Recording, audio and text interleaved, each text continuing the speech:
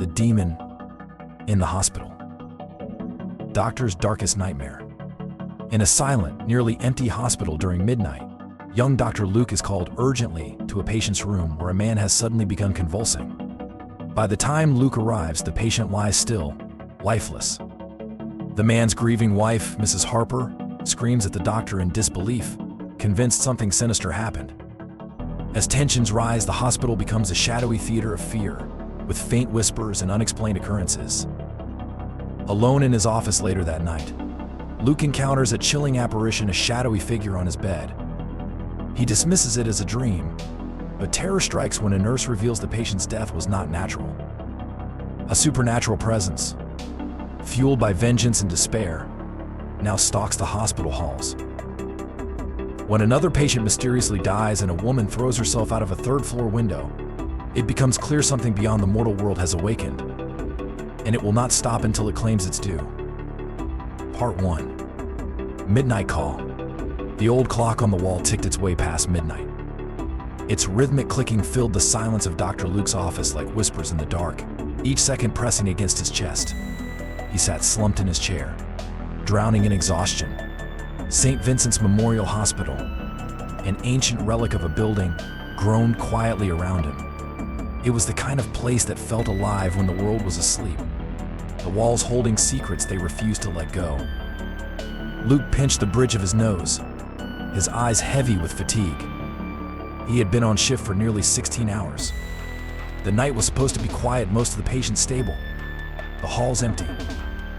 Yet, there was always a lingering tension during these late hours, as though something unseen lingered just beyond his periphery. Then came the knock. It was faint at first, like a soft tap, tap, tap, almost as if someone didn't want to disturb him. Luke blinked, turning toward the door. "Who is it?" he called, his voice groggy. There was no response. The knock came again, louder this time. Bang, bang! Luke's heart jolted, and he was on his feet in an instant. He flung open the door, prepared to find an impatient colleague, or even some equipment failure. Instead, he was met by a woman he instantly recognized, Mrs. Harper. Her appearance froze him. Her face was as white as a sheet, her eyes wide with terror. Her scarf was crooked around her neck, and her trembling hands clawed at her sweater, as if holding herself together. Her breath came out in gasps, frantic and broken. "Doctor," she choked out, her voice cracking. "Please, you have to help me. It's Charles, my husband. He's convulsing, and I don't know what to do. Please." The panic in her voice shook him fully awake.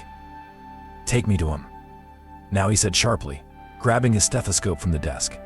Mrs. Harper turned and rushed back down the hall, her steps echoing unnaturally loud against the linoleum floor. Luke followed close behind, his heart hammering for reasons he couldn't explain. The hospital corridor was longer than it should have been, stretching endlessly in the half-light of the flickering overhead lamps. The air felt colder the farther they went, like a silent chill creeping up from below the building.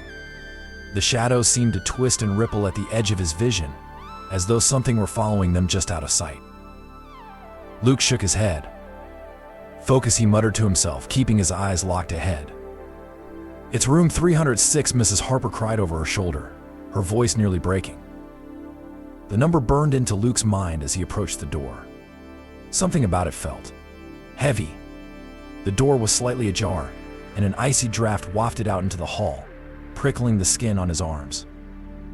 Luke hesitated, gripping the doorknob. It was freezing. "Doctor, please," Mrs. Harper sobbed, pulling at his sleeve. Snapping back into motion, Luke pushed the door open and stepped inside. The room was cloaked in shadows, though pale moonlight filtered through the blinds, casting strange shapes across the walls. The soft beep of the heart monitor had stopped. The silence was absolute, almost oppressive. On the hospital bed lay Charles Harper. Luke froze. Something was wrong, terribly wrong. Mr. Harper's body lay unnaturally still beneath the thin white sheets. His arms were rigid at his sides, his chest motionless. For a moment, it didn't even look like a man lying there. He looked wrong. "Charles," Mrs. Harper whispered, her voice trembling as she approached the bed. "Charles, it's me. Wake up, please." Luke forced himself to move, his training overriding his instincts. He stepped to the bedside, pulling back the sheets to check Mr. Harper's vitals. The moment he touched Mr. Harper's wrist, his stomach turned. The man's skin was ice cold, stiff like marble. "No pulse," Luke whispered to himself. He reached for his stethoscope, pressing it against the man's chest. Silence. And then a sound. Faint. Quiet at first, like the rustling of paper. Luke froze, his hands trembling as the sound grew louder, deeper, sharper. It was a laugh. Guttural and low, the sound echoed off the walls, bouncing through the room, as if it came from everywhere at once. Luke's throat went dry as his eyes darted to Mr. Harper's face. The man's eyes were open, white and empty. They stared at Luke with a blank expression. Then his lips moved, slowly, achingly slow. They curled into a grin that was far too wide. "Doctor," Mr. Harper's voice rasped. The word was barely a whisper, but it scraped against Luke's ears like nails on glass. Luke stumbled back, his body colliding with the small table at the bedside. The sound of metal crashing to the floor echoed through the room. "Doctor, what's happening?" Mrs. Harper screamed, grabbing her husband's rigid hand and shaking him violently. "Charles, stop it. Stop it." Luke's breath came in short, ragged gasps. His mind screamed at him to run, but his legs felt like lead. Mr. Harper's grin widened. His teeth, too white, too sharp, gleamed under the faint light. "You can't save them," he whispered. His voice layered with something else, something not human. Luke snapped. "Stop," he shouted, his voice cracking as he grabbed Mrs. Harper by the arm and yanked her back. She turned to him, her tear-streaked face frozen in shock. What's wrong with him?" Luke swallowed hard, fighting to steady his voice. "We need to get out of this room. Right now." Mrs. Harper shook her head violently. "No, I'm not leaving him." Suddenly, the lights flickered. The heart monitor blared to life, its shrill beeping filling the air in a crescendo of chaos. And then darkness. The lights went out completely. "Doctor," Mrs. Harper's voice was barely audible now, small and fragile in the suffocating black. Luke fumbled for his phone, his hands shaking so badly he nearly dropped it. He turned on the flashlight, the beam cutting through the dark like a razor. The bed was empty. The sheets lay crumpled, but Mr. Harper was gone.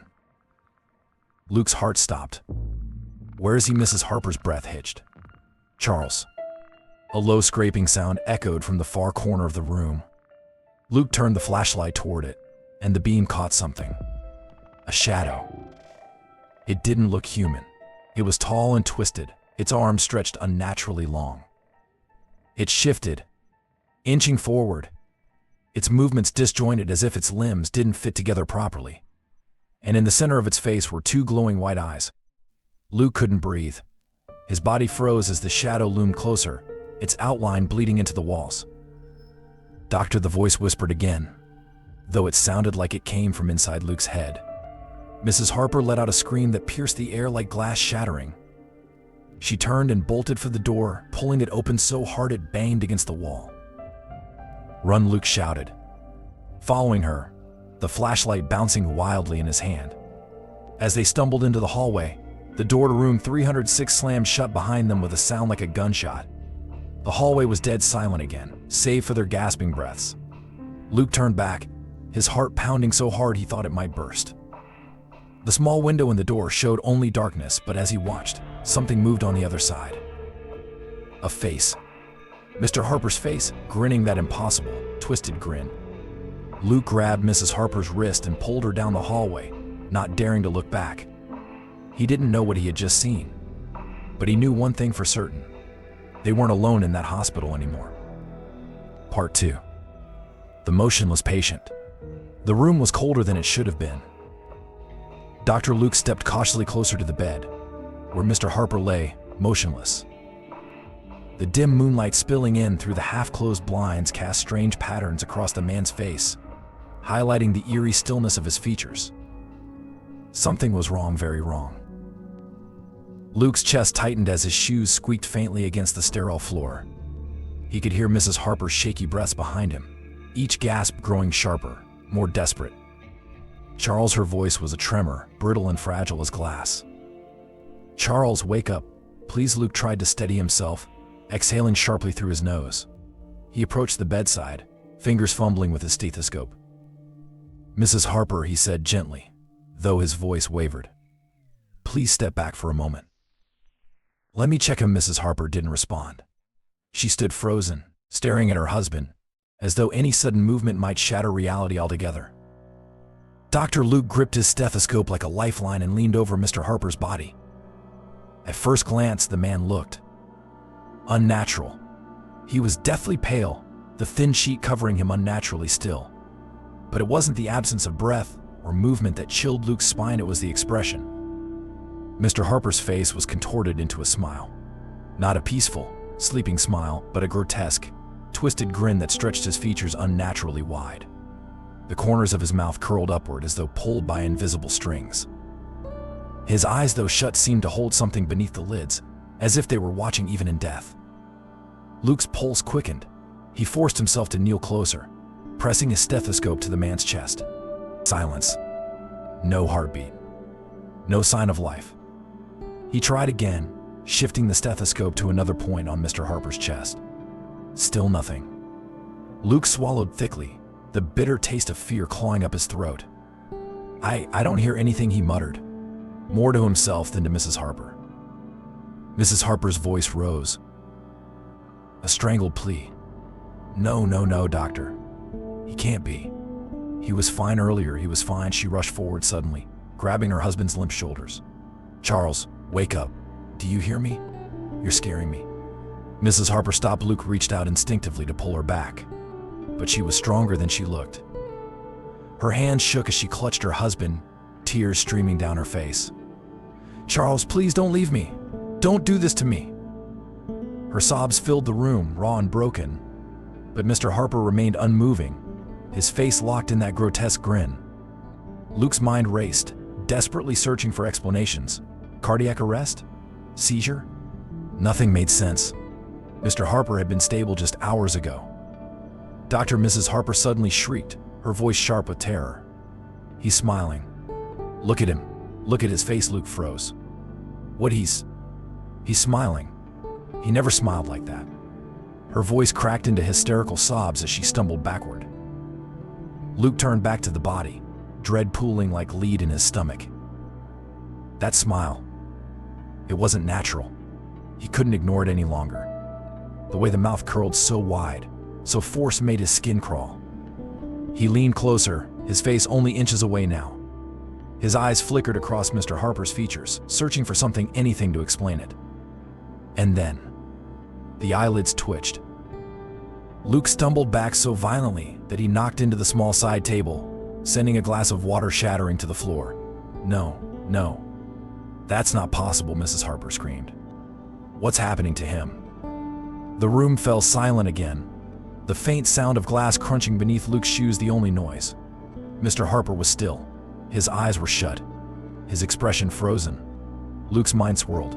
He had seen bodies before, countless of them during his career, but never like this. The unnatural stillness. The smile, it felt wrong. He forced himself to breathe, to center himself. Focus, Luke. His logical mind fought to take control, but instinct whispered something far darker. Get out. Get out now. Mrs. Harper, Luke began cautiously, trying to steady his voice. "Listen to me carefully." "No," she wailed, collapsing onto the floor. Her sobs shook her body as she clutched her chest, rocking back and forth. "He was fine, doctor. He was fine." How could this happen? Luke bent down beside her, placing a tentative hand on her shoulder. "I don't know, but I'll find out. I promise. Please try to calm yourself." But even as he spoke, his ears caught something, a sound so faint it could have been imagined. It came from the bed. Scratch. His breath hitched. He turned sharply toward Mr. Harper. The sheet covering his body had shifted slightly, ever so slightly. Luke's eyes locked onto the man's chest, waiting, watching. Silence. It's just the stress, Luke thought. I'm imagining things. But then scratch, scratch, scratch. The sound was unmistakable this time, like nails scraping faintly against fabric. Luke's hands grew clammy as a cold sweat trickled down the back of his neck. Did you hear that?" he whispered, though he wasn't sure who he was asking. Mrs. Harper looked up, her tear-streaked face blank with confusion. "What are you talking about?" Luke didn't answer. Instead, he stepped cautiously toward the bed, every nerve screaming at him to stop. His trembling hand reached for the edge of the sheet. Slowly, he peeled it back inch by inch. The scratching stopped. Luke's heart hammered in his chest as he stared down at Mr. Harper. The body was unmoving, the smile still twisted on his face. And then Luke noticed something that hadn't been there before. Faint streaks of blood, thin and fresh, on Mr. Harper's fingertips. He staggered back, his mouth dry. "No, that's impossible," Mrs. Harper screamed again. "What's happening, doctor? What is that?" "I don't know," Luke croaked, barely able to hear his own voice over the pounding in his ears. The light above flickered violently, casting long, shifting shadows across the walls. The room seemed to close in on him, suffocating him. He turned to Mrs. Harper, her sobs echoing unnaturally in the space. "We need to leave," Luke said hoarsely. Now Mrs. Harper didn't move, her gaze locked on her husband's face. "I can't leave him. I won't leave him like this, please," Luke pleaded, grabbing her arm and pulling her up. "Something's wrong here, I don't know what, but we need to go." Suddenly, the lights went out. The darkness hit them like a wave, thick and consuming. The temperature in the room plummeted, and Luke could see his breath misting in the air. Scratch. The sound started again, louder this time. Mrs. Harper whimpered, clutching at Luke's sleeve. "What is that?" Luke fumbled for his phone, the flashlight flickering to life and cutting a narrow beam through the dark. He swept the light over the room. The bed was empty. Luke's heart stopped. "Where is he?" Mrs. Harper shrieked, clutching his arm so tightly it hurt. Before Luke could respond, a low, guttural laugh rose from the corner of the room. It was soft at first, almost a whisper, but it grew louder, rolling through the darkness like a tremor. "Who's there?" Luke shouted, swinging the flashlight toward the sound. The beam landed on the far corner of the room. A figure stood there, tall, unnaturally thin, its limbs twisted at strange angles. Its face was obscured in shadow, but two glowing white eyes stared directly at Luke. And then it smiled. The same smile as Mr. Harper. Luke stumbled back, dragging Mrs. Harper with him toward the door.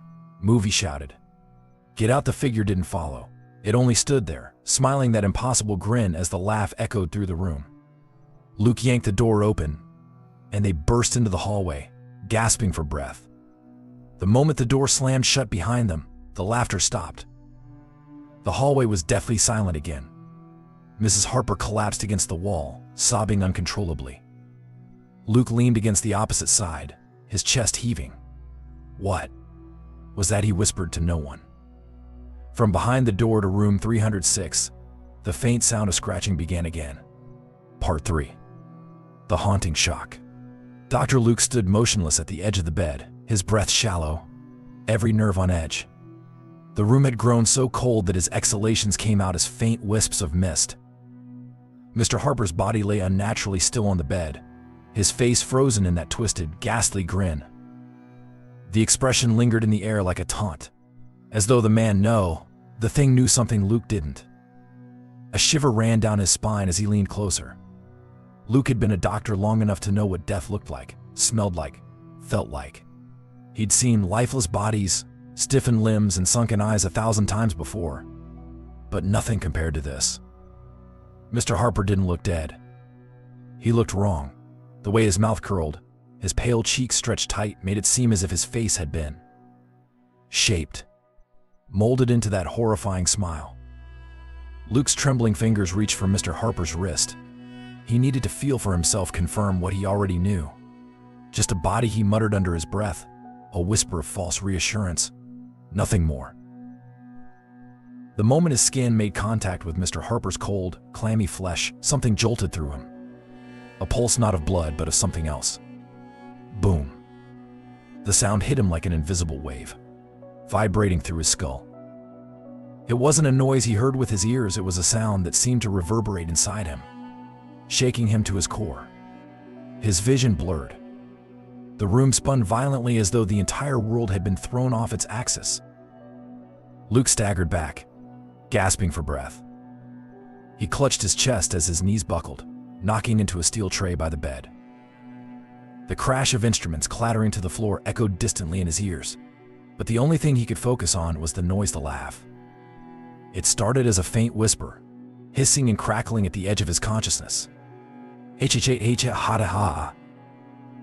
Ha-ha, the sound grew louder, deeper, rolling through his mind like an avalanche. It was a laugh, but not one born of joy or humor. It was a sound that chilled the blood. Low and guttural, it seemed to come from all directions at once. It scraped against his senses, distorted and cruel. He clapped his hands over his ears, but the laughter was inside him. No. He choked, squeezing his eyes shut as if that might silence it. The room spun faster. Darkness swirled at the edges of his vision, creeping closer, threatening to swallow him whole. Then it stopped. The silence was sudden, absolute. The air was still and thick, like the moment before a storm hits.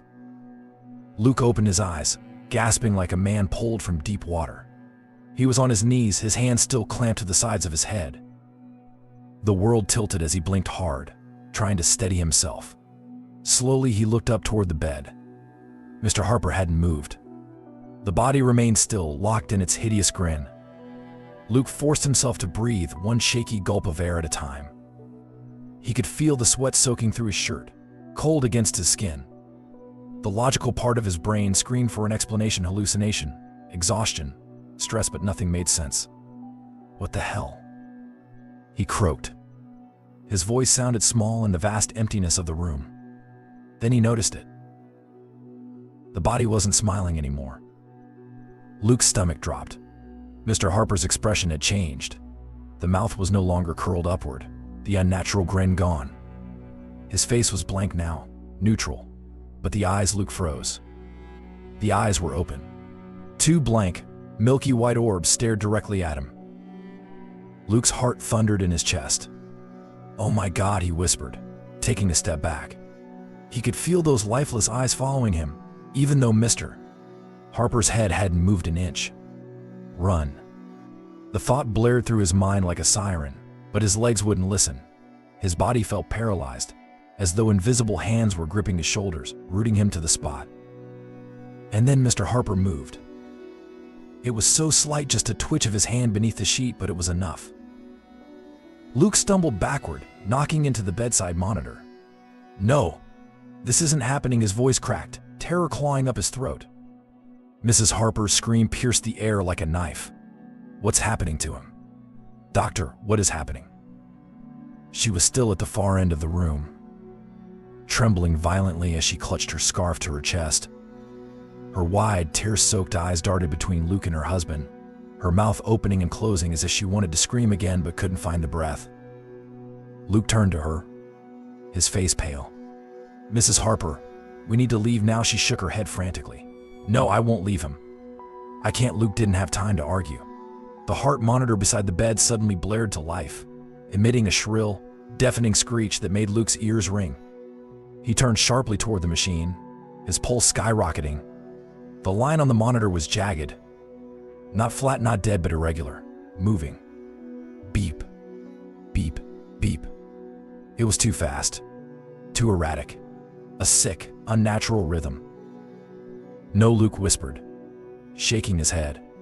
"This isn't real. This isn't possible, doctor." "Look," Mrs. Harper wailed, pointing a shaking finger at the bed. Luke turned his head slowly, dread twisting in his gut. Mr. Harper's body was sitting upright. It moved with agonizing slowness, each creak of the bed springs echoing in the room like a death rattle. The sheet slid off his shoulders and pulled around his lap as he sat fully upright. His head tilted at an unnatural angle, like a doll's, the blank eyes staring past Luke as though looking through him. Then the mouth moved.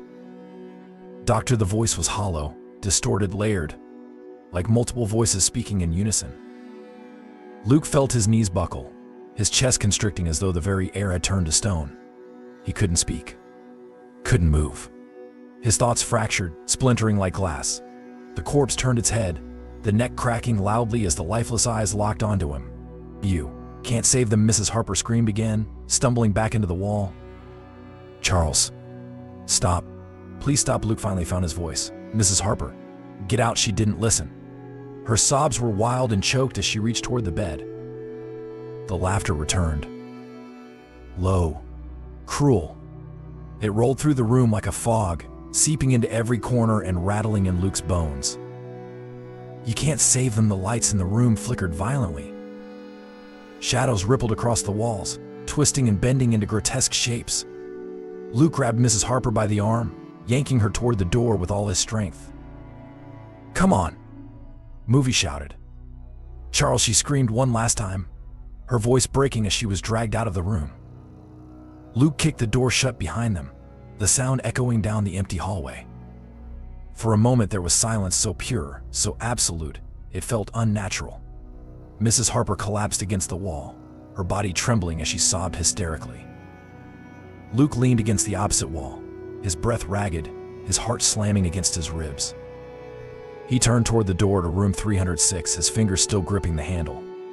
The small window in the door was dark, but Luke couldn't shake the feeling that something was still watching.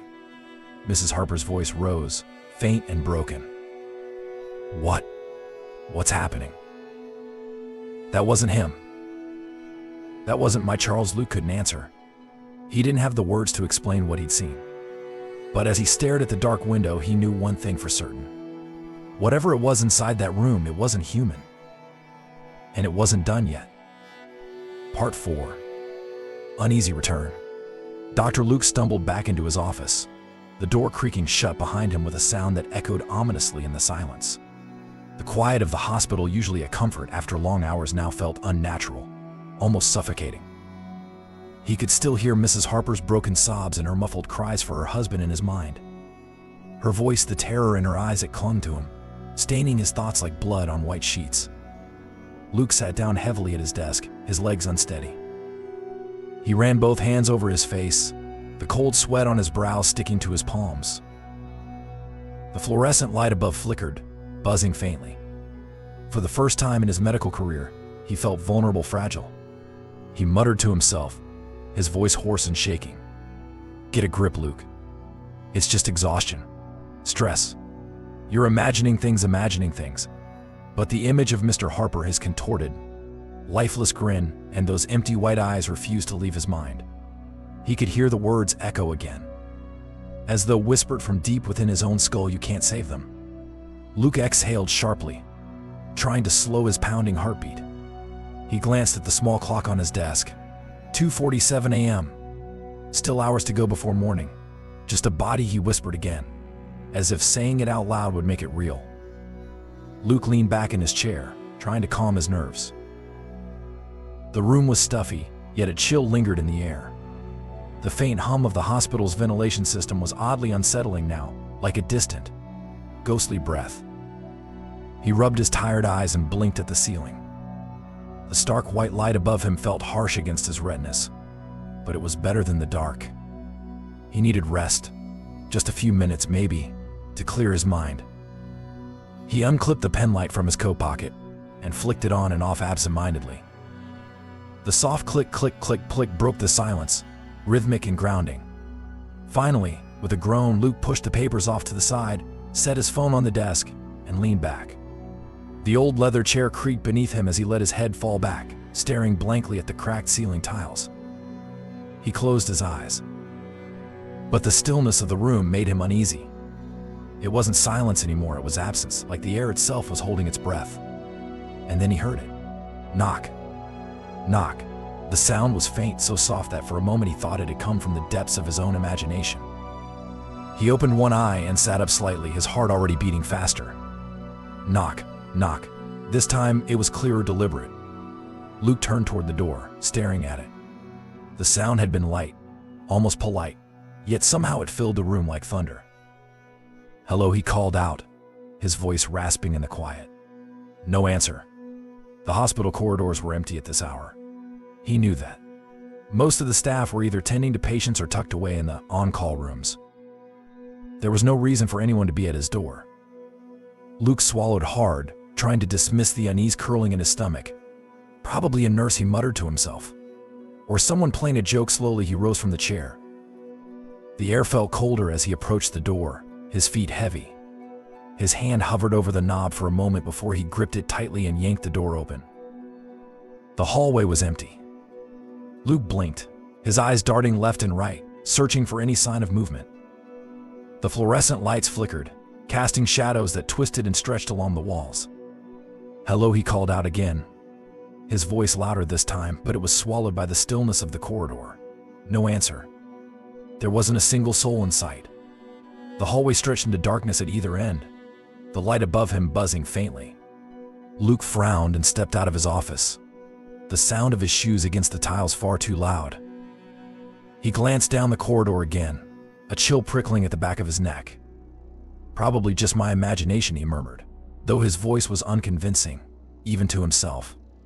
Luke turned back and shut the door firmly, twisting the lock with a sharp click.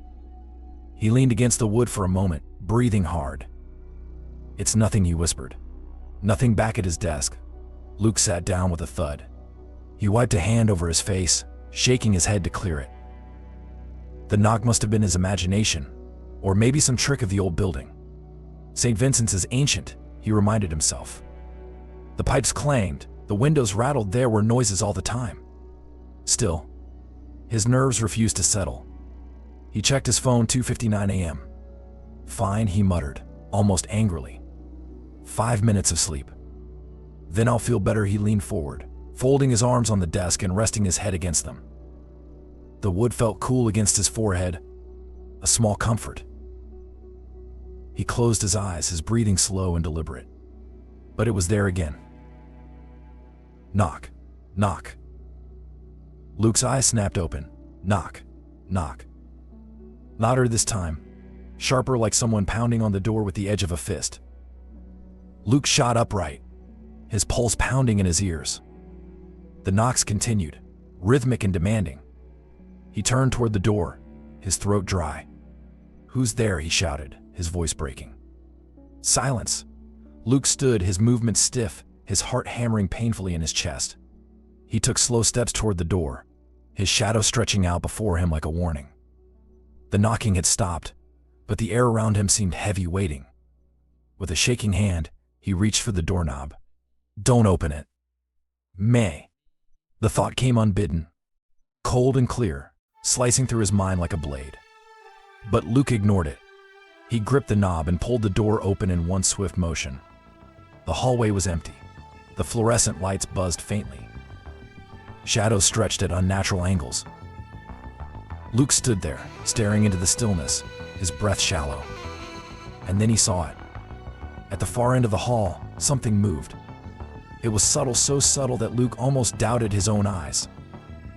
A shape, tall and thin, slipped around the corner, disappearing from view. He couldn't see it clearly, but the way it moved, jerky, deliberate, made his stomach churn. Luke slammed the door shut, his hands trembling as he twisted the lock. "No," he whispered, backing away.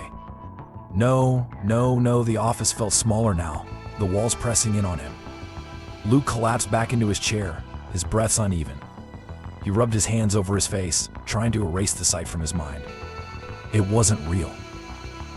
But the memory of the shape lingered, the unnatural way it had moved, like something wearing a human form, but not understanding how it worked.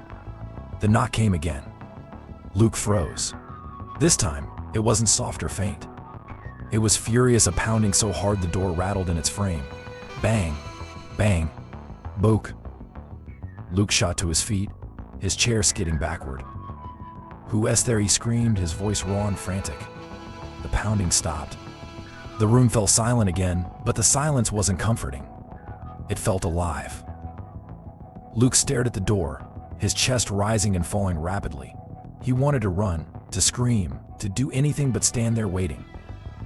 But his feet wouldn't move. And then scrape. A sound drifted from the other side of the door. Slow, deliberate, like nails scraping against wood.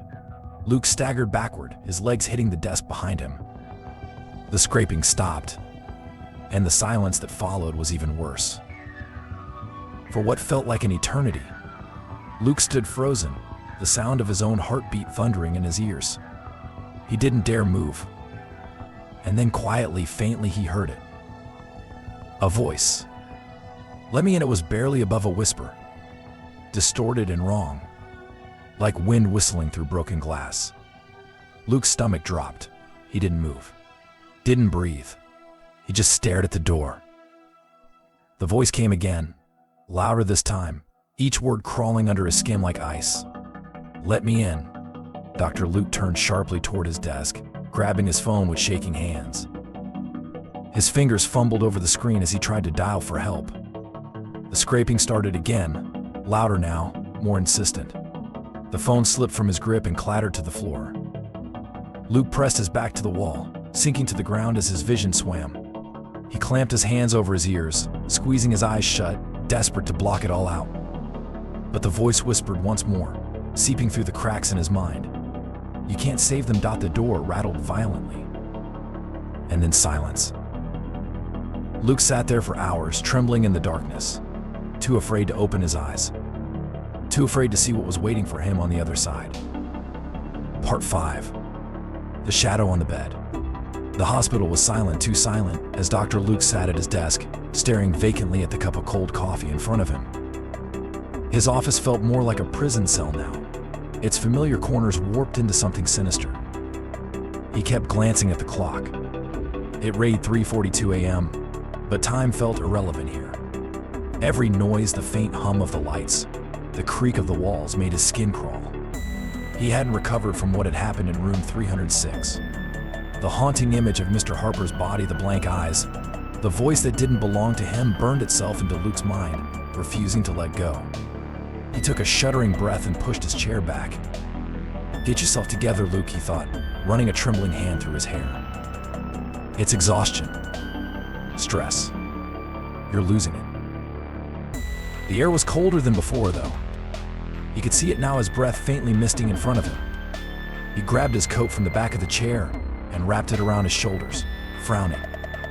The hospital's heating system was old, but it had never failed completely. A sudden ache burned behind his eyes. Just a headache, he told himself. He leaned forward, rubbing his temples, the pain thrumming like a low hum through his skull. He needed to lie down just for a minute. He turned his head toward the small cot shoved into the far corner of his office. A pitiful piece of furniture with a thin mattress and an even thinner blanket. It had been his sanctuary on long shifts. But now, even looking at it made his chest tighten. He hesitated, fighting an internal war.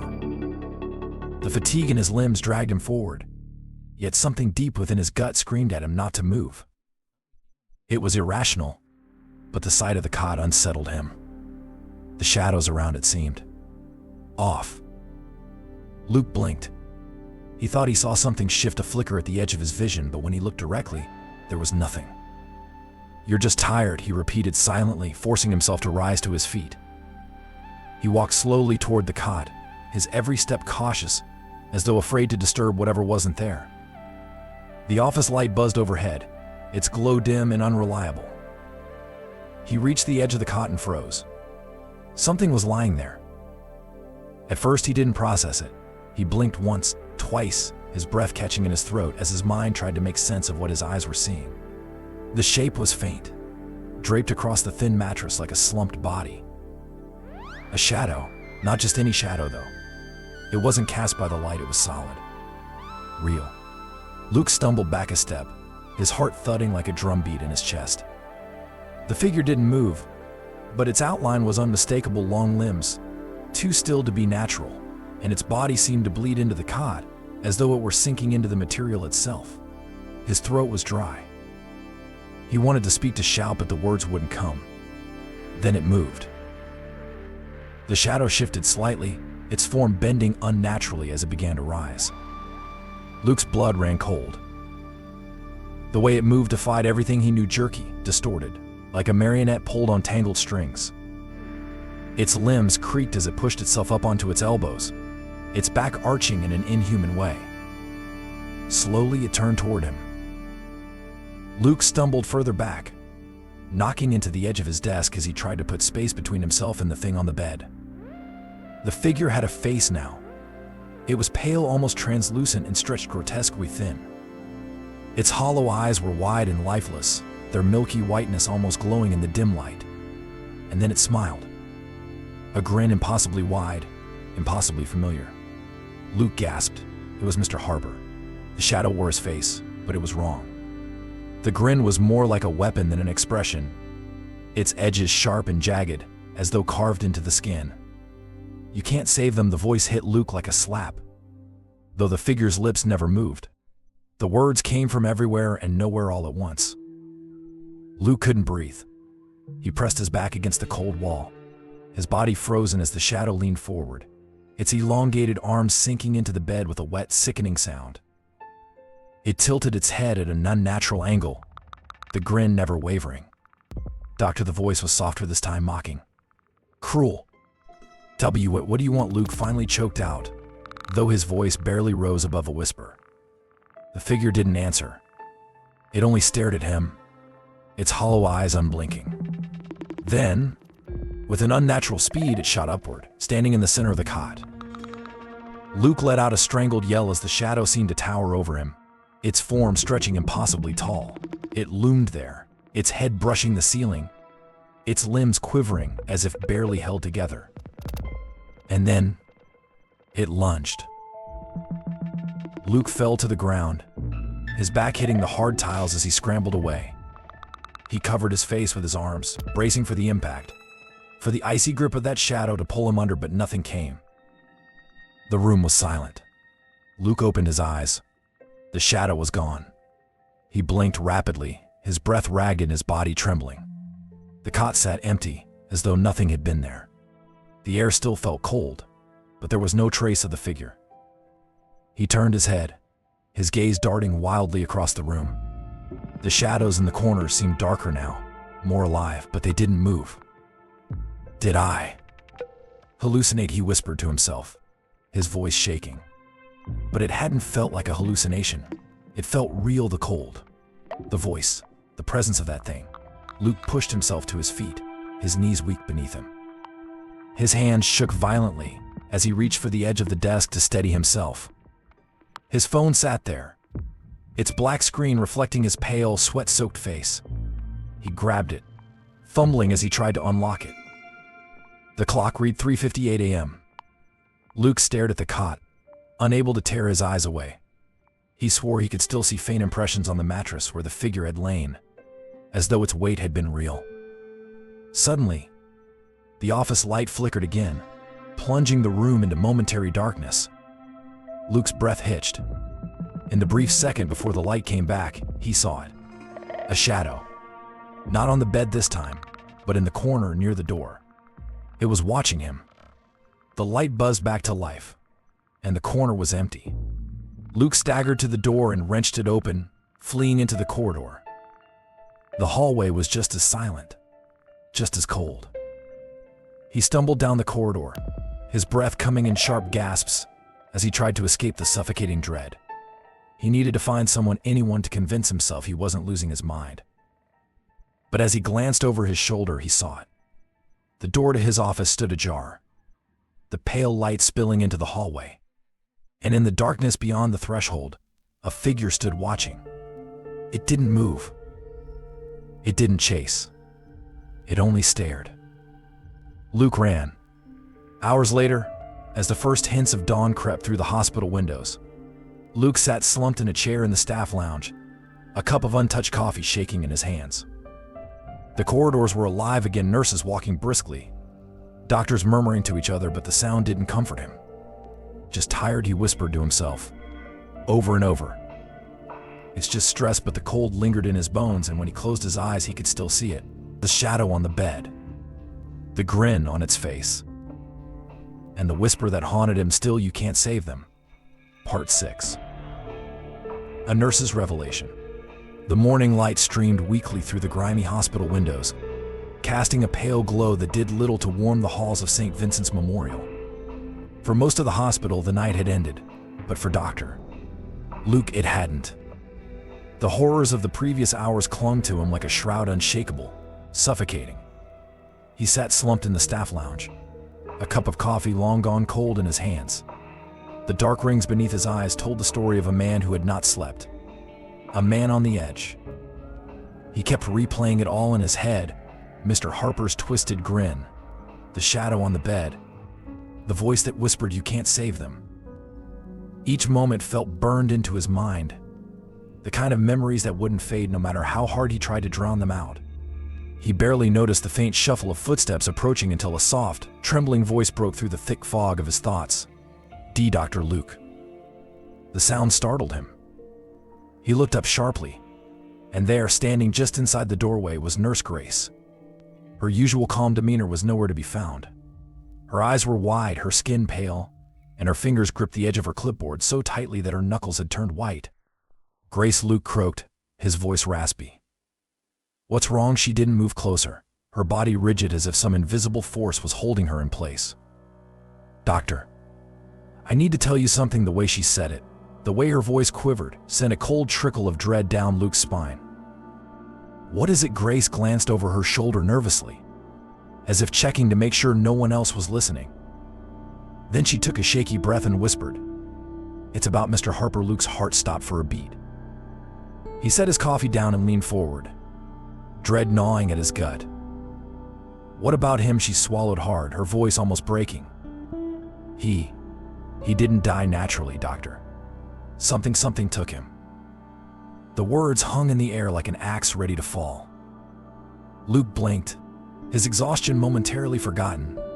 "What are you talking about?" "Took him." Grace shifted uneasily, her eyes darting around the room as if she expected something to jump out of the shadows. "I was on duty that night," she began, her voice low. "I checked on Mr. Harper just before midnight. He was fine.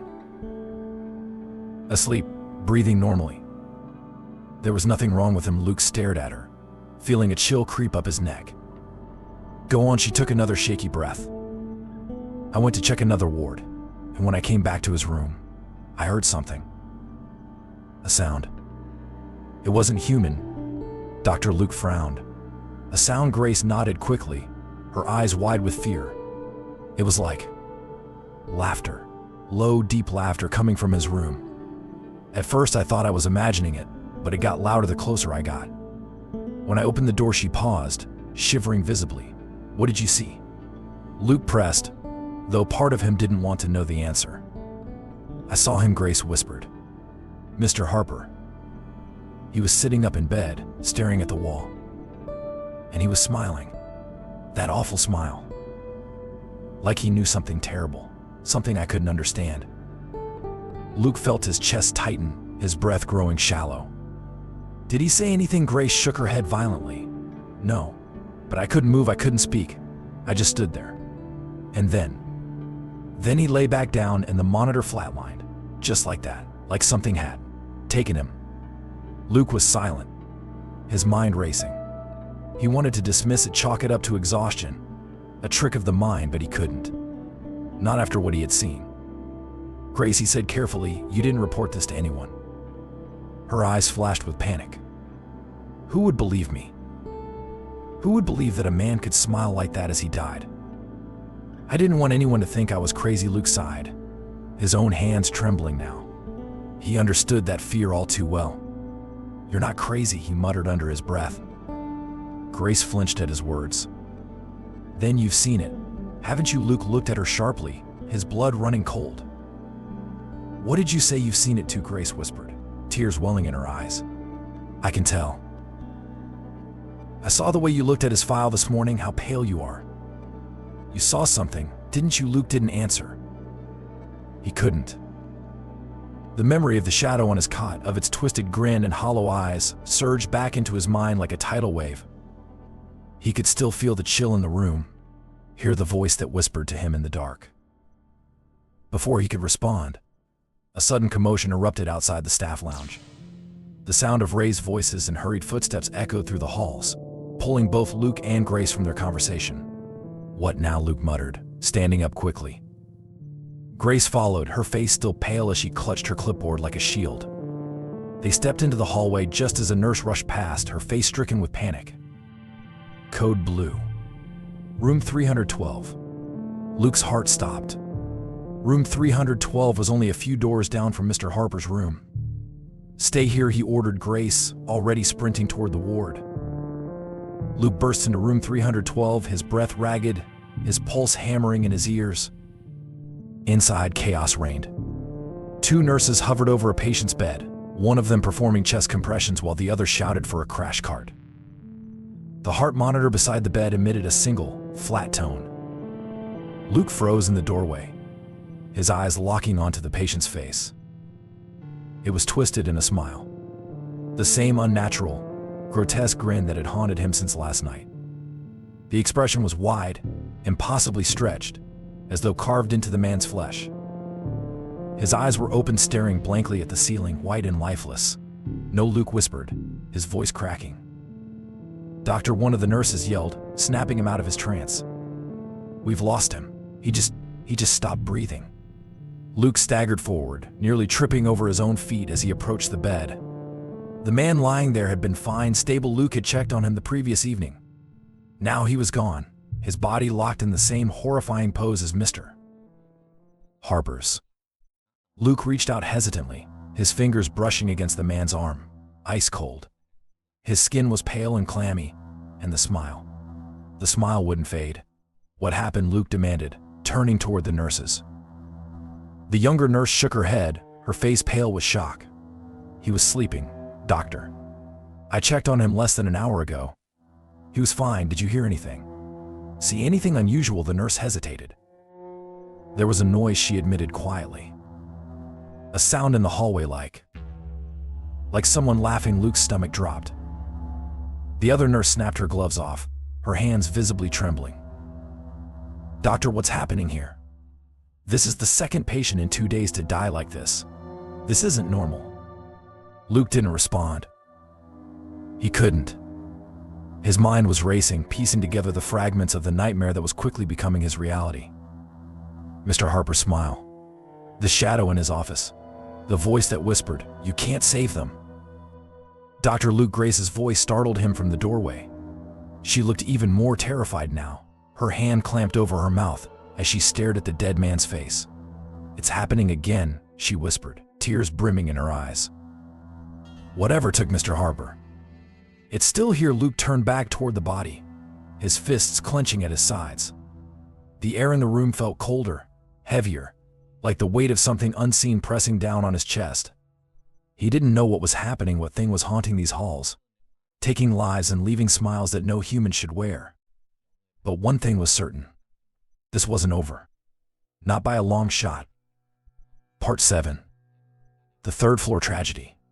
The clock struck 3 p.m., and the hospital had finally settled into an uneasy calm, the kind that comes after a long storm. Dr. Luke sat in his office, staring blankly at the wall. His hands trembled slightly as he clutched his coffee, the bitter liquid doing little to wash away the cold dread gnawing at his insides. The events of the past 24 hours played on repeat in his mind. Mr. Harper's twisted grin. The shadow in his office. The second patient, dead with the same expression. The nurses whispered among themselves now, their usual chatter replaced with hushed, fearful voices. Everyone felt it, the tension in the air. Something was wrong at St. Vincent's Memorial, though no one dared say it aloud.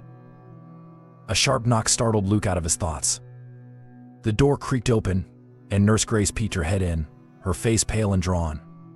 "Doctor, can I come in?" "Yeah," Luke muttered, setting the coffee down. "What is it?" Grace stepped inside, carefully closing the door behind her.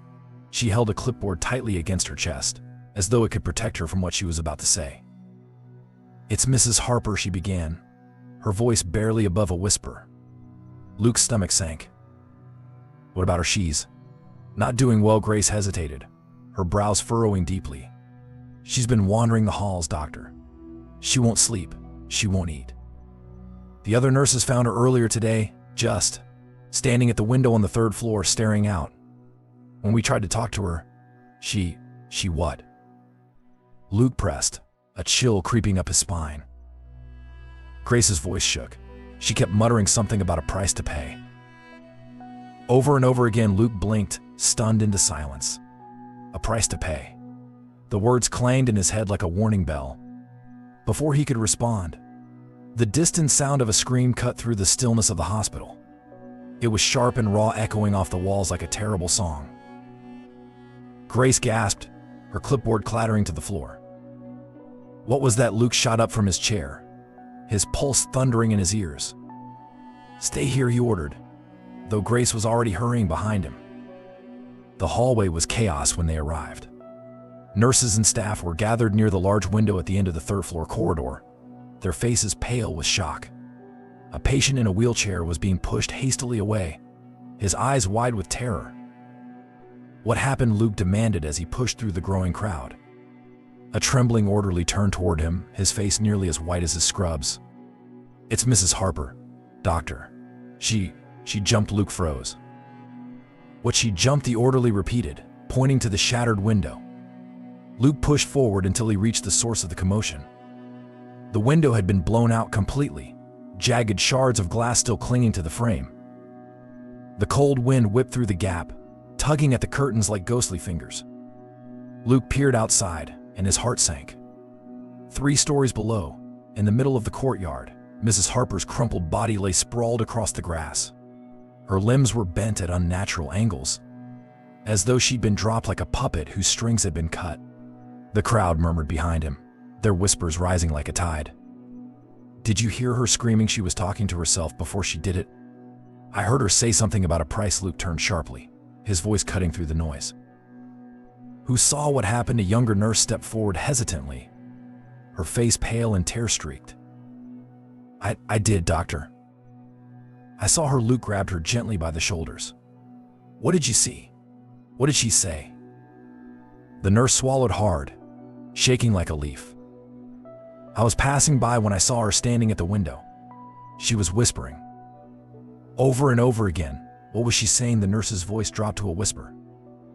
She said, I have to pay the price. It won't stop until I pay the price. Luke felt his blood run cold. The words echoed in his head like a curse. What happened next? The nurse squeezed her eyes shut as though trying to block out the memory. She climbed onto the ledge. I ran toward her. I called her name, but she didn't even look at me. She just smiled. Luke's breath hitched. She smiled. The nurse nodded, fresh tears slipping down her cheeks. Yes, just like Mr. Harper. That horrible smile. And then she let go. She didn't scream. She didn't cry. She just fell. Luke stumbled back a step, his mind spinning. The same smile. The same smile. He turned toward the broken window, staring out at Mrs. Harper's still form below. The wind howled through the opening, carrying with it a sound he couldn't quite place, like laughter, faint and mocking, riding on the breeze. The courtyard was quiet when Luke finally made his way outside. The paramedics had arrived, but it was too late. Mrs. Harper's body lay covered with a white sheet, surrounded by staff who kept their distance. Luke approached slowly, his footsteps heavy on the grass. He could feel the eyes of the hospital on him, staff watching from the windows above, the whispers of patients drifting like shadows. He knelt beside her, his hand trembling as he pulled back the sheet just enough to see her face, and there it was. That smile. It was the same grotesque, unnatural grin that had haunted him since Mr. Harper's death. Stretched too wide, frozen into place as though someone or something had carved it there. Luke's throat tightened, his heart pounding in his ears. He reached a hand toward her face, but stopped himself, pulling back as though the very act might summon something from the void. Why? He whispered to no one. What's happening here? She knew the voice startled him, and he turned sharply to find Grace standing behind him. Her face was pale, her arms wrapped tightly around herself. What do you mean? She knew. Luke demanded. Grace stepped closer, her voice shaking. Mrs. Harper. She knew this was going to happen. I think she saw it. Luke frowned, rising to his feet. Saw what? Grace looked up at him, tears pooling in her eyes. The same thing you saw. The shadow. Luke stiffened. What did you say? I know you saw it, Dr. Grace whispered, her voice trembling. The shadow. The smile. The voices. She saw it too. It followed her, and it took her. Luke turned away, staring back at the hospital as the wind whipped around them. Grace's words clung to him like frost. The shadow. The smile. He didn't want to believe it, but how could he deny what he had seen? Mrs. Harper's voice rang in his ears. There's a price to pay, but what was the price? And who or what was collecting it?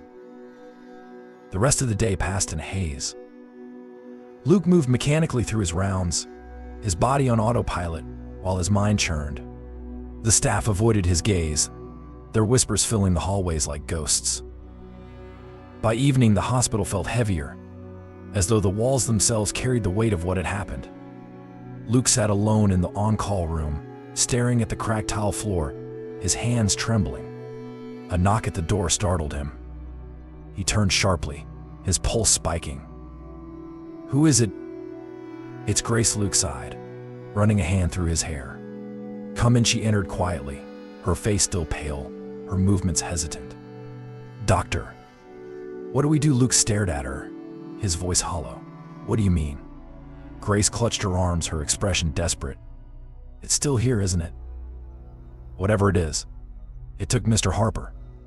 It took Mrs. Harper." And now she trailed off, her voice breaking. Luke didn't respond. He couldn't. Because deep down he knew she was right. Something was in the hospital. Something dark. Something hungry. And it wasn't done yet. As the night fell once more over St. Vincent's Memorial, the hospital settled into silence. But in the darkest corners of its halls, where the light barely reached, shadows moved. And somewhere faint, distant, a low, mocking laugh echoed. Part 8. Rising fear and whispers. The halls of St. Vincent's Memorial Hospital had changed. It wasn't something tangible, nothing anyone could pinpoint exactly, but there was a weight now. An oppressive force pressing against the walls, darkening the corners and swallowing the light. The silence was no longer peaceful, it was suffocating. Every creak of a door, every shuffle of shoes seemed louder. Every shadow seemed alive. By the time night fell again, the atmosphere felt ready to snap. Dr. Luke could feel it. He could hear it too, faint whispers that never quite reached his ears, echoes of conversations that didn't exist. He hadn't slept in nearly 48 hours, and it was starting to show. His reflection in the mirror told him as much. Sunken eyes, pallid skin, and lips pressed into a thin, colorless line. He looked like a man on the verge of breaking. And maybe he was. The rumors had started earlier that morning. Nurses talked quietly in corners, their voices low and furtive as though afraid of being overheard. Orderlies moved faster than usual, unwilling to linger in the hallways alone. Even the doctors, who prided themselves on logic and reason, couldn't hide the unease in their eyes. Everyone knew something was wrong. "Did you hear about Mrs. Harper?" Luke heard one nurse whisper as he passed the break room. She was muttering something before she jumped. Something about paying a price. "I heard she wasn't the only one," another voice murmured. "They found another patient this morning, room 312. Same smile. Same dead eyes." Luke stopped mid-step, his heart skipping. "Another one." He turned sharply toward the voices, his presence startling the nurses into silence. They looked at him guiltily, as though he'd caught them doing something forbidden. "What did you say?" Luke demanded, his voice sharp and hoarse. The younger nurse, a woman with blonde hair tied into a tight ponytail, fumbled with the words. "It's nothing, doctor. Just rumors about what." Luke pressed, narrowing his eyes. The other nurse, an older woman named Carla, stepped forward hesitantly. "Doctor, it's been a strange couple of days. People are seeing things, hearing things." Luke's chest tightened. "What things?" Carla glanced nervously around the hallway before leaning in closer. "Shadows, doctor. In the corners. Moving when they shouldn't." And the knocks. She paused, swallowing hard. "People are hearing knocks on their doors in the middle of the night, but when they look, there's no one there." Luke stiffened. A cold sweat prickled along his neck. "Superstitious nonsense," he muttered, though the words felt hollow even as he spoke them. "This is a hospital. Old buildings make noise." Carla didn't look convinced. "Maybe so. But 3 deaths in as many days. And all of them with that smile." She didn't need to elaborate. Luke knew exactly what she meant. The unnatural, frozen grin that had been plastered on Mr. Harper's face. The second patient's face. and now Mrs. Harper's lifeless body, staring blankly into the void, lips curled in that same grotesque smile. Luke turned away abruptly. "Get back to work," he snapped. "You're here to care for patients, not spread ghost stories." But as he walked down the corridor, he couldn't stop his hands from trembling. The whispers followed him. As the day wore on, Luke caught fragments of conversations as he moved between patients. Dr. Luke saw something, didn't he? Why else would he look like that? Said she heard laughing in room 306 last night. Someone saw a shadow behind him in the hallway. He tried to ignore it. Tried to push it out of his mind. But the harder he tried, the louder the whispers became.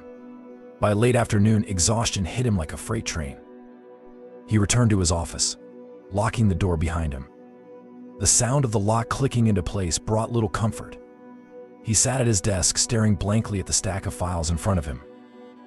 Every time he closed his eyes, the shadow on his cot came back the way it had moved, how it had turned its face toward him. Grinning. Luke's hands curled into fists as a wave of nausea rose in his stomach.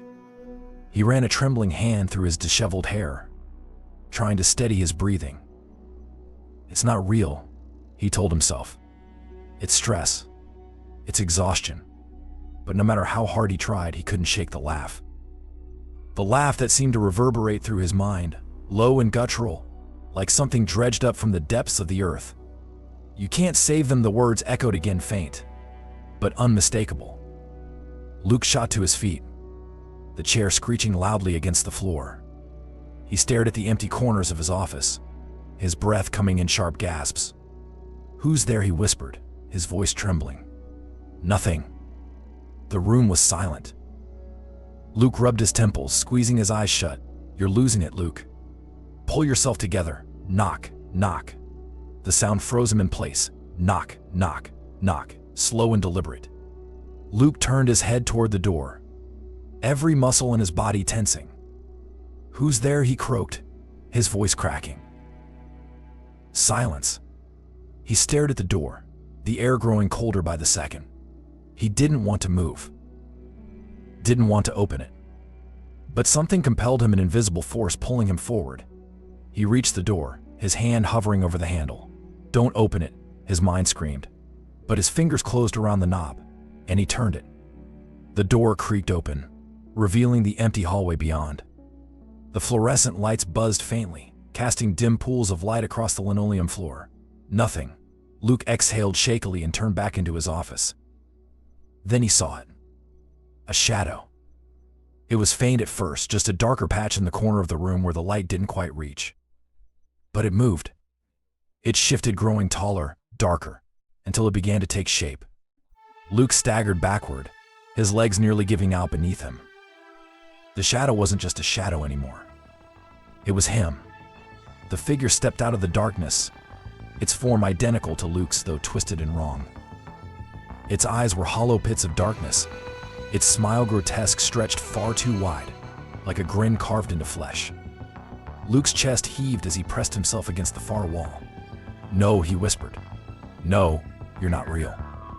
The shadow tilted its head, that awful smile never wavering. "You can't save them, Doctor," it whispered, its voice a low, guttural hiss that seemed to rattle through the room. Luke squeezed his eyes shut, his hands clamped over his ears. "Stop. Get out of my head," the voice grew louder, filling the space around him. "You can't save him." When he opened his eyes again, the shadow was gone. The room was empty, but the air felt heavy, charged with something unnatural. Luke sank to the floor, his head in his hands. He didn't know how much more of this he could take. The rest of the night passed in a blur. Luke avoided the halls as much as he could, hiding in the shadows of his office, trying to drown out the faint whispers that seemed to seep through the walls. At some point, Grace knocked on his door, but Luke didn't answer. He couldn't bring himself to speak to anyone, not with the shadow still lurking at the edges of his mind, waiting. When dawn finally broke, Luke stepped out of his office and into the pale light of morning. The hospital was quiet again, but it wasn't the silence of peace. It was the silence of something waiting. As he walked down the hall, he caught a glimpse of his reflection in one of the windows. For a moment, He swore the reflection smiled back. Part 9. The Unfinished Haunting. The hospital was still. The kind of stillness that didn't feel right. Like the hush before a thunderstorm. The air was heavy, pressing against Dr. Luke's chest as he walked slowly down the empty corridor. His shoes echoed with every step, loud and deliberate, like a countdown to something unseen. It had been 3 days since Mrs. Harper's death. 3 days since he'd witnessed her crumpled body lying in the courtyard, her face locked in that grotesque, impossible smile.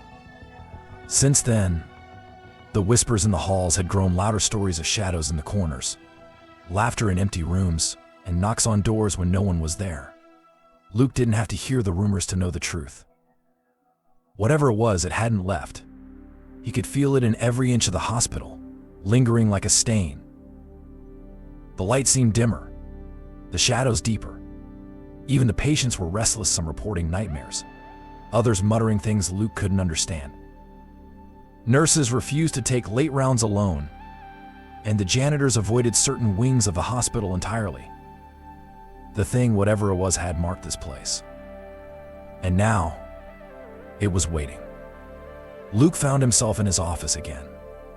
The place that once felt like a sanctuary but now felt like a cage.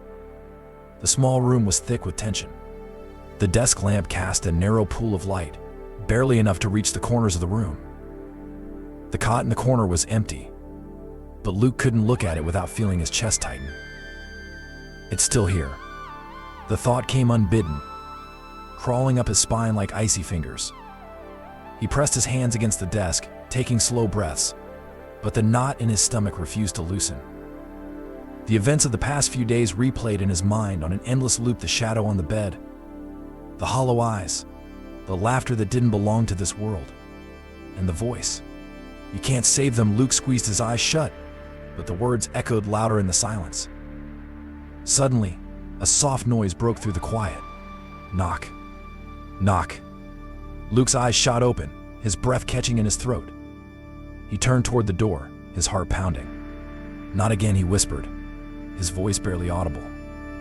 The knock came again, louder this time. Knock. Knock. Knock. Luke stood frozen, his entire body rigid. He knew what came next. He had heard it before. He could almost feel the shadow seeping through the cracks in the door, pressing against the walls, curling toward him. The doorknob rattled. Luke staggered back, his chair scraping across the floor. "Who's there?" he shouted, though he already knew no one would answer. The rattling stopped. Silence returned. Luke's chest heaved as he stared at the door, waiting, his ears straining for the faintest sound. But it didn't come. "It's playing with me," he thought bitterly, wiping the sweat from his brow. And then he heard it, the whisper. "Doctor," it was faint, like wind through broken glass, but it came from inside the room. Luke turned slowly, his pulse quickening. The cot was no longer empty. A figure lay there, shrouded in shadow. It was stretched unnaturally long, its limbs too thin, its form sinking into the mattress like it was part of the bed itself. Slowly, as though sensing Luke's gaze, it began to move. Luke's mouth went dry as he watched the figure shift and twist, its movements jerky and unnatural. A faint creak echoed through the room, like bones bending the wrong way. Then it sat up. The figure's head tilted slowly, and Luke's breath caught in his throat as its face came into view. It was him. The face was pale and hollow, the eyes milky white, like two endless voids. The mouth curled into that same smile, twisted, too wide, a grin carved into flesh. It was his own face staring back at him, but warped. "You can't save them." Dr. Luke stumbled back, crashing into his desk. "Get away from me," he shouted, but his voice sounded small, lost in the growing darkness. The figure rose from the cot, its movements silent and fluid, as though it floated rather than walked. The grin never wavered. "You can't save them." Luke grabbed the nearest thing he could, a pen, and hurled it at the figure. But it passed right through, vanishing into the darkness as though it had hit nothing at all. The figure stopped, just a foot away from him now. The air around it seemed to ripple, the light dimming further as the cold crept in. Luke's entire body shook, his back pressed against the wall. "What do you want from me?" he whispered, tears stinging his eyes. The figure leaned closer, its face inches from his. Its grin stretched wider, splitting the skin at the corners of its mouth. "You already know," and then it was gone. Luke sank to the floor, gasping for breath, his hands trembling so violently he couldn't hold them still. The air in the room was heavy and thick, clinging to his skin like damp cloth. It was still here. He could feel it. By morning, Luke was a shadow of himself. He sat alone in the staff lounge, staring blankly into his untouched coffee. His hands shook as he held the cup, his eyes hollow and bloodshot.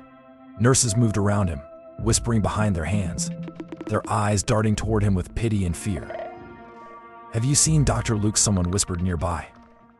"Looks like he hasn't slept in days. Do you think it's true? About the shadow?" About what he saw. Luke's jaw clenched. He didn't care what they said. He didn't care that they thought he was losing his mind. They hadn't seen what he'd seen. They hadn't felt the weight of it. But as he sat there, staring into the depths of his coffee, he heard it again. A laugh. It was faint, but he knew it wasn't coming from the staff lounge. It wasn't coming from anyone at all. It was inside his head. Luke looked up slowly, his eyes flickering toward the hallway. He knew it was waiting, hiding just beyond the edges of his vision, lingering in the shadows where the light couldn't reach. Whatever had entered the hospital that night hadn't left. It was still there, stalking the halls, whispering to the vulnerable, and waiting for its next victim. Luke knew it was only a matter of time. The laugh grew louder, and in the far corner of the lounge, where the light was weakest, a shadow moved. Luke didn't look. He didn't need to. He already knew it was grinning. Epilogue. The official reports would say nothing. They would speak of tragic accidents, unexplained deaths, and staff members who cracked under the pressures of their work. There would be no mention of whispers, no records of shadows, and no trace of the grins that stretched far too wide. But the halls of St. Vincent's Memorial would remember. And if you found yourself alone there in the dead of night, you might hear two soft knocks on your door, laughter in the distance, and a voice that whispered from the dark, "You can't save them. The end for now."